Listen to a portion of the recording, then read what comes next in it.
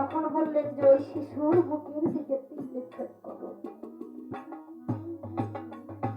একে একে 3 বার তীর নিক্ষেপ করছে, পথভ্রষ্ট হয়ে গেছে, লাগাইতে পারে না। যখন বলা হয়েছে তুমি তো অকর্ম, তুমি ইয়াজিদের মধ্যে যত সৈন্য আছে তোমার চাইতে অপকর্ম কোনো সৈন্য আমি দেখি না, তুমি হুসাইনের হাতের দিকে লক্ষ্য করো।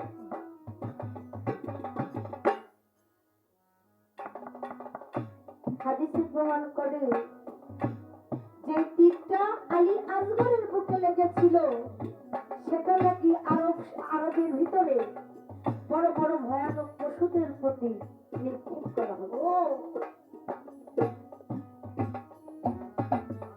আমরা তো দেখি বর্তমান তীর ধনুক চালাই এক মুখ একটা মাথা। যে তীরটা আলী আসগরের বুকে লেগেছিল তার মাথা ছিল 3টা, আর সেই তীরের ওজনটা এতই ভারী, আলী আসগরের বুকে লাগার সঙ্গে সঙ্গে কলিজাটা ছিঁড়ে নিয়ে আবার হুসাইনের এই বাহুতে লেগেছিল।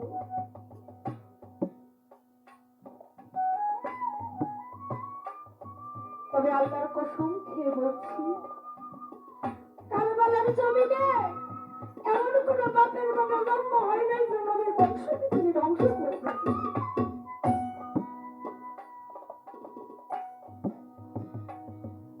আল্লাহ কি পারতেন না সেদিন একটু বৃষ্টি দিতে? যদি সেদিন বৃষ্টি হইতো সেদিন কি পানির অভাব ছিল? এটা একটা প্রমাণ।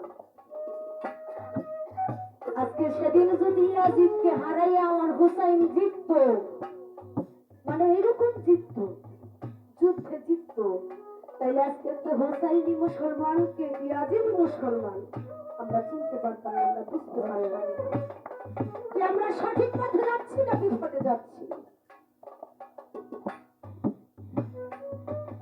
আমার হুসাইনকে কয়েকবার সামনে থেকে ছুরি চালাইছিল গলার মধ্যে।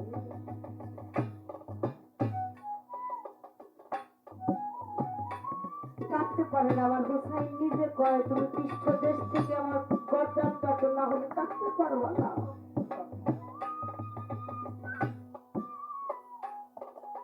সে জায়গা থেকে দাঁড়িয়ে আরেকটি গান আমি বলি, আশা করি ভালো লাগবে।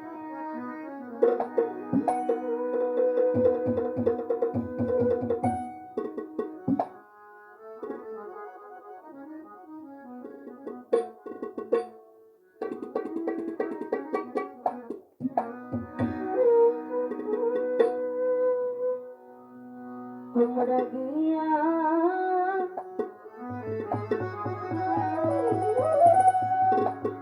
কইয়া আমার মাথাতে মারে,